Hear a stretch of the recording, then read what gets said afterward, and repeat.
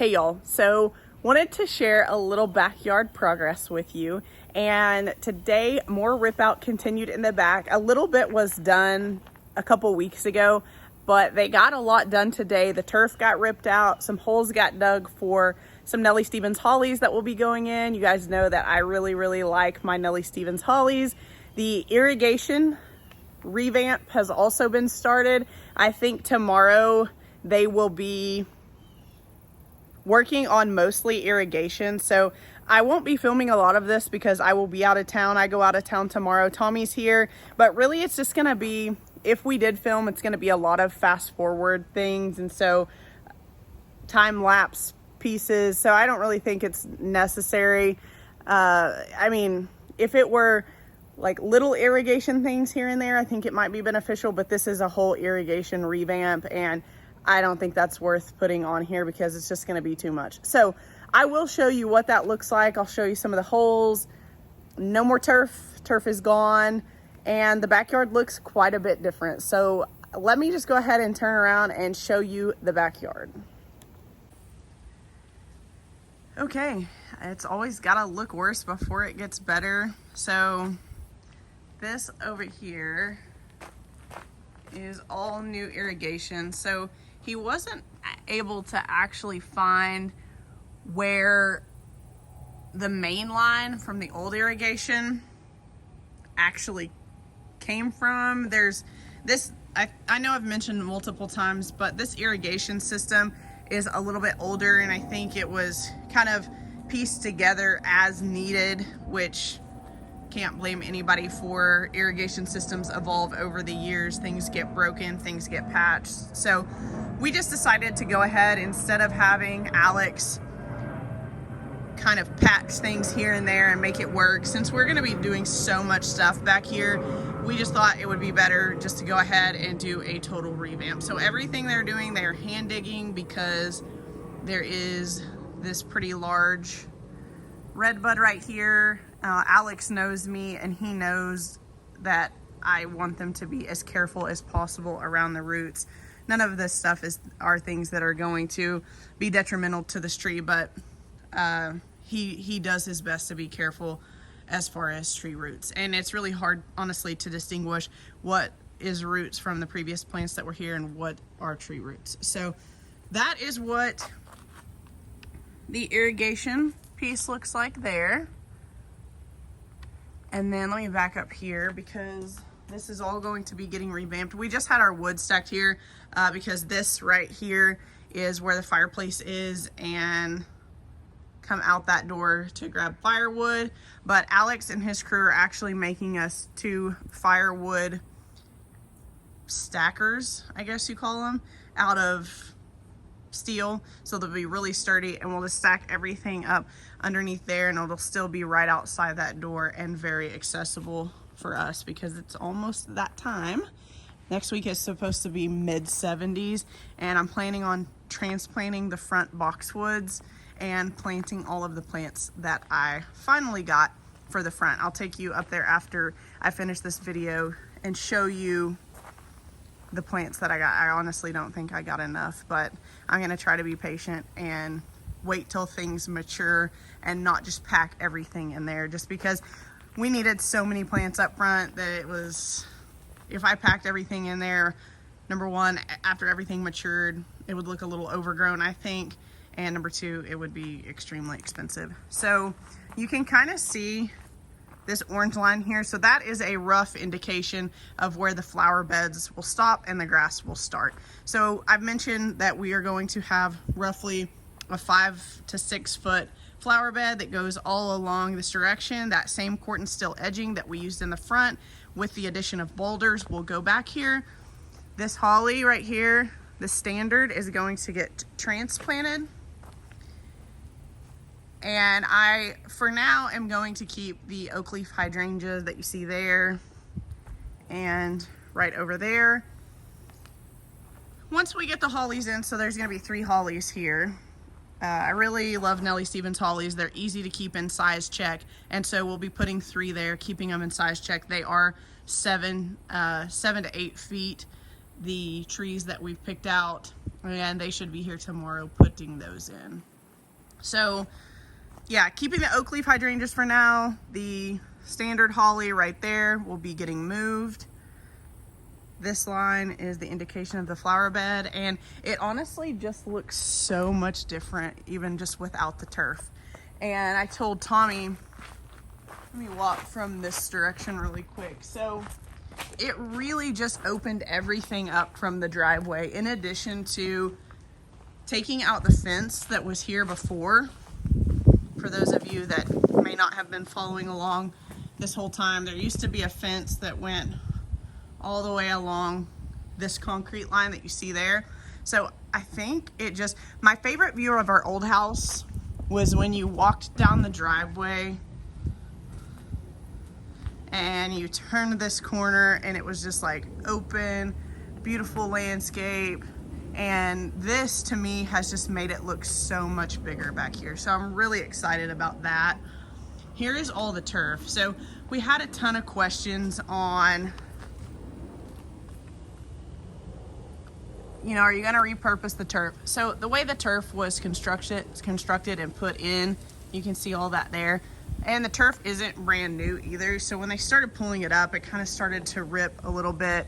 And there were also certain stones that were put in the turf. And so you would have to have those exact stones to repurpose that turf. And like I said, when they started pulling on it and stuff, it started to rip.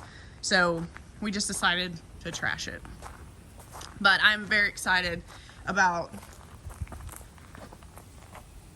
opening this all up. So where you see that orange mark right there, and then all the way over to here will be grass. This is all going to be flower bed. It will be landscaped, and their tractor is in the way, but you could kind of get an idea of how much more open it makes this feel back here once their equipment is moved. And when I come back on Sunday, I expect this to look totally different. So this is the other thing. All the hydrangeas that used to be right there got moved over here, mounded up. They've been watered just to keep them nice and cool and alive until we are ready to do the replant. So I'm probably going to end up planting a lot of those hydrangeas over there. I don't want the hydrangeas to go to waste. I really think they're pretty. So hopefully those do well. And then you can kind of see here the same line. Flower bed's gonna come all the way to here, right about to the tip of that rock. And then it is gonna come over, not where you see the orange flags, but where you see that orange spray paint marking. And that again will all be the corten steel edging that we had in the front, that when they put in will be that silver steel looking color, and then it will transfer to that rusty color. So here is a look from back here. This is always the part that gives me anxiety, looking at it from this space. Whew. We got a lot of work to do. And then I am still looking for 3 large hoopsie blue spruces to go back here. I'm having a hard time locally finding anybody with roughly 8-foot hoopsie blue spruces. So if anybody knows a local nursery that has 3 that look to be in good condition, that are roughly 7 to 8 feet, let me know. I'm gonna go look at a couple places on Monday, but I've had no luck. And hoopsies for us, if you look up the mature size, they say they get really large, but here in our climate, they generally, unless they absolutely love their spot, will get roughly 30 feet, which will be perfect for that ugly power pole right there. So I know it's ugly. The blue spruces will help to hide it, but not get tall enough to where it will be an impediment to the electric lines, and that way OG&E, which is our local electric company, won't come in here and start chopping on them, because they absolutely will. And you know, they'll come in here and chop on your trees, but they won't come and get this massive wisteria off the electric pole, which I'm certain is a hazard. But anyway, this is all wisteria up here. You guys, when we first moved in and I posted some of my initial videos, you saw how often I was trimming all this wisteria and Virginia creeper. So again, for those of you that don't know, our neighbor has the pretty side of the fence on their side as well. So there's this harbored space in between the fences that this invasive wisteria and vines grow, and it's just going to be really hard to get rid of. But at this point, since we're ripping everything up, we decided to go ahead and try our best to get rid of the vines. So there is a big stump there, and while I try not to ever use any harsh chemicals, I don't know that there's any other way to get rid of the Virginia creeper or the wisteria. So we're going to treat it with a lot of caution, but our neighbor wants this vine gone. It's just, I mean, it's everywhere. It grows in between the fence. It's a constant maintenance issue. And so we're going to do our best to get rid of it before we plant the hollies, because when we plant the hollies and the other blue spruces and things like that back there, I mean, it's just going to be, those vines are just going to crawl all over those plants, and it's going to be hard to get to control them. So this is what we're working with at the moment. And as soon as I get back in town, I know there will be a ton of progress through this weekend. As soon as I get back in town, I will give you the most updated version of the backyard. The sod, I mean, they're expected to, I think within by the end of next week, maybe the majority of the backyard will be done. So very excited about that. It's going to transform this whole space for us. It's going to be a way more usable space for us. We like open space. We like real grass. It's a rest for your eyes, and we just want a lawn. We have dogs, and we just want them to have some space. We have elderly dogs. One is blind, and so it's just nice to have kind of a big open space where our blind dachshund can go out there and kind of follow the edging and not get lost in, he literally goes into the flower beds and kind of gets lost in there. So it will be really nice. He did really well at our other house with that edging, and so it'll be good for them, and it'll also be good for us. We'll be excited to have that wide open space while we're sitting on our patio furniture when the weather's nice, looking at a beautiful green lawn and beautiful new landscaping back here. So we are very excited, and I'll keep you posted as soon as I have more to share with you guys. Thank you guys so much for watching. If you wouldn't mind, I would so appreciate it if you would like and subscribe. We'll catch you in the next one. Bye. Okay, and this is some of the plants for the front. Kind of tangled in a little bit with some of the fall plantings, but you can see here, I don't know all the exact varieties of these, so I'm gonna have to, Homestead Purple Verbena. So in the front, we are going to be going with a purple, pink, bluish, grayish, with some lime green tucked in, water-wise front landscaping. So again, Homestead Purple Verbena. This is a tough plant. I've always had really great success with it. These from the wholesaler look really good. They're really full. We have some Millennium ornamental onions. Let me see if I can get that to focus. There you go. So in our last landscape, I planted some society garlic, which I'll also be looking for because that is a nice grassy texture that gets a little bit taller than most ornamental. Gosh, I just lost my train of thought. Onions, sorry. And then here we have some May Night Salvia. Many of you know salvia, such an easy plant. Some Russian sage there, which looks okay, not great, but it'll grow. It's a tough plant. Some Artemisia, some wormwood Artemisia here. Some more, let's see the exact variety. Silver Mound Artemisia. Grew both of these in our old house and they just did really well. some purple coneflower. These are a little bit small, but then we have some Mr. Goodbud sedum. I'm most excited about this, and I was out here earlier watering like 4 hours ago, and there was a butterfly that looked almost like this one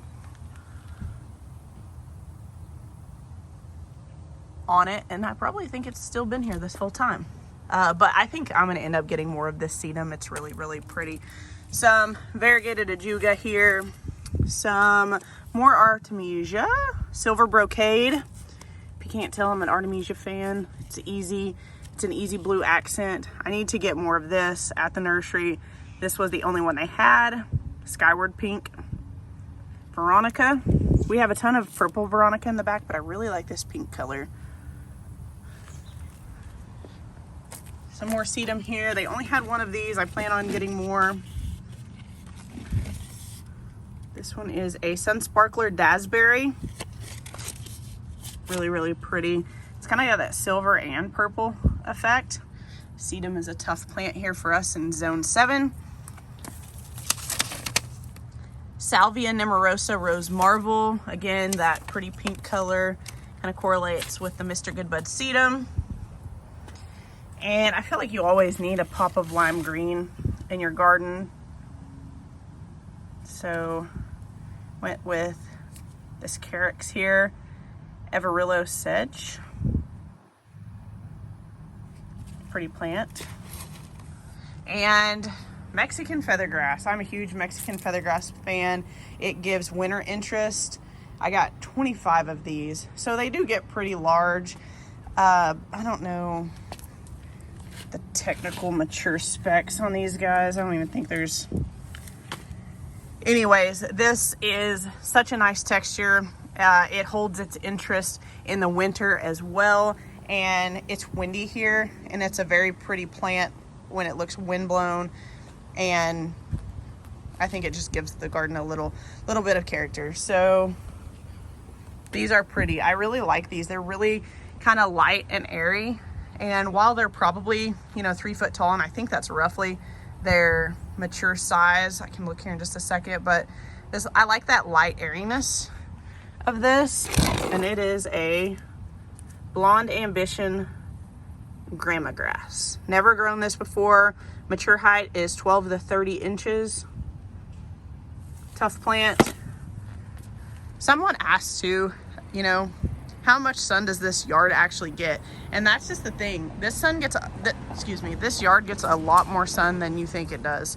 Even with these really big trees here, it gets direct overhead afternoon sun.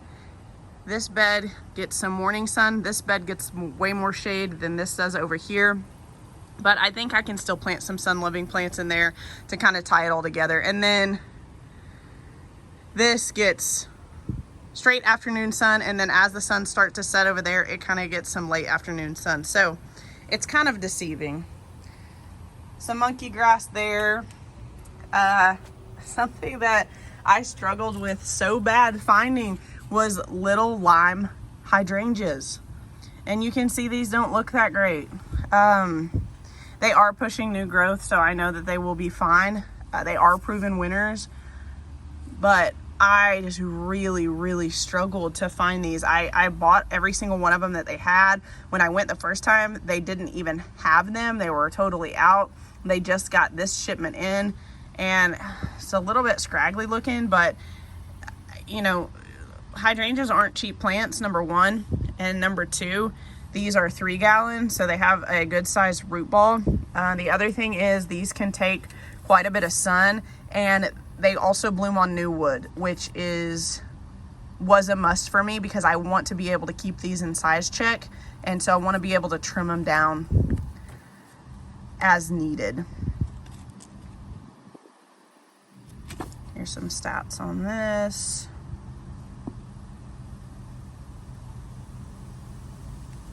So sun to part shade, you can see there. Anyway, a really versatile hydrangea. And I love the lime green blooms, and they fade to white. I don't really like red, flowers much. I hardly ever pick them. And so I really wanted that lime green and like faded to white color palette. This is pink muley grass. I just couldn't help myself. I think this grass is so pretty. You can kind of see the hints of pink there as it starts to flower out, and I just think it's a really pretty grass, and I've always wanted it, and I've just never had it in my landscape, so it will be interesting to see how that works out. I got some painted Japanese ferns there. I got those. Not sure that those will go in the front yard. They could go here over on the east side, but I got them because they had them and they looked really good, and I know that I can plant them in the back. So these are something that I ordered off of Amazon, and I'll be very interested to keep you posted on how these do. They came in looking pretty good. They've been out of the shipping box for 3 or 4 hours now, but these are really pretty. So Pearl Glam beautyberries. Look at those berries. I mean, kind of got that purplish foliage, dark purplish foliage, and those really pretty purple berries. So I'm really excited about this. I just got 3 small ones because I've never grown this before, and so I'm a little bit unsure about it. They do get fairly large, 4 to 5 feet tall and wide, so they will grow. They are full sun, but I thought that these would be really fun to pop in to the landscape to provide kind of a different interest than everything else that we have up here. So we will see how that goes. This was I actually bought these off Amazon, and this was scrolling through Amazon one night on my iPad and saw these. I'd never seen this variety before, so we're gonna give it a shot. We got 3 of them. Pretty small, but they're Proven Winners brand, so I'm sure that they will do just fine. But that is the rundown of the plants. There are a couple more things that I might end up getting, like some dwarf grasses, a few more dwarf grasses. I don't know. I'm gonna get everything set out and see. This front yard is pretty. There's a lot of flower bed space up here, and so once we get the boxwoods moved around where we want them and then start throwing out some of these plantings, I'm certain that we'll probably have to get some more plants, but at least I can start with this and kind of see where that gets us.